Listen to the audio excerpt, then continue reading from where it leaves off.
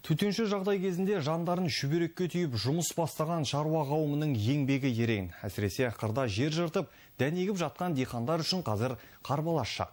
Ауыл шаруашылығы қарқынды дамыған Махамбет ауданының диқандары биыл 4034 гектар жерге егін егуді жоспарлап отыр. Оның ішінде 550 гектарға картоп, 795 гектарға көкөніс, 385 гектарға бақша дақылдары және 2300 гектарға мал азығы егілмек. Толығырақ көктемгі дала жұмыстарымен танысып қайтқан тілші бейне материалында. Көктемнің әр күні жылға азық. Осыны естен шығармаған махамбеттік шаруалар күн жылынысымен іске кірісті. Облыстағы алдыңғы қатарлы шаруа қожалығының басшысы Қоныс Ерманов биыл 125 гектар жерге тұқым сеуді жоспарлап отыр. Оның 70-80 гектарға жуығы ерте пісетін көкөністер мен бақша дақылдары. Жыл сайын егін егетін жердің құнарсыздануына байланысты шаруалар Атырау-Индер тас жолының шығыс бетіндегі тың жерді жыртып тұқым сеуге дайындап жатыр. Бұл жерді игеру үшін су құбырын тартып, арнайы су қорын жинау үшін орындарда жасақтаған. Былтыр 6 тепельсен іске қосқан едік, биыл 4 тепельсені бітіріп, оны іске қостық. Енді 24 гектар жерге картоп егуге жоспарлағам. Соның 16 гектарын күні бүгін егіп, суарып қойдық. Енді 6 гектар жерге одан басқа жуа, морковь, свекло дақылдары егілді. Оларға да су берілді күні бүгінге.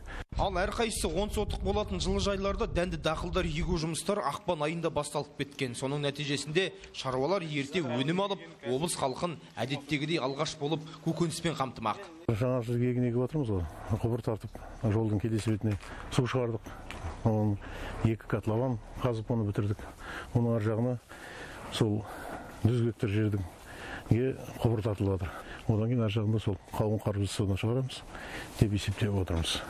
Еліміздегі қазіргі ахуалға байланысты көктемгі дала жұмыстарын жүргізуге қажетті материалдарды тасымалдаушыларға рұқсаттамалары берілген. Жергілікті билік биылғы егістіктен өткен жылмен салыстырғанда мол өнім аламыз деп отыр. Қазір көктемгі дала жұмыстары қызу жүріп жатыр. Шаруашылықтар күні бүгінге 639 тонна аммиак селитрасына тыңайтқышына сұраныс беріп, келісім шарт арқылы жеткізіліп отырмыз қазір.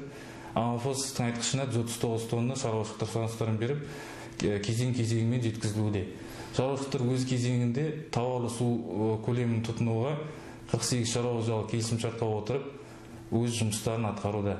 Биылғы жылы мол өнім алып, оң нәтижеге жетеміз деп ойлаймын. Сондай-ақ кәсіпкер Қоныс Ерманов егін салумен қатар алдағы уақытта балық және құс шаруашылығын дамытпақ ниетте. Нұрислам Ғұмар, Қазбек Айтқалиев, Атырау телеарнасы, Махамбет ауданынан.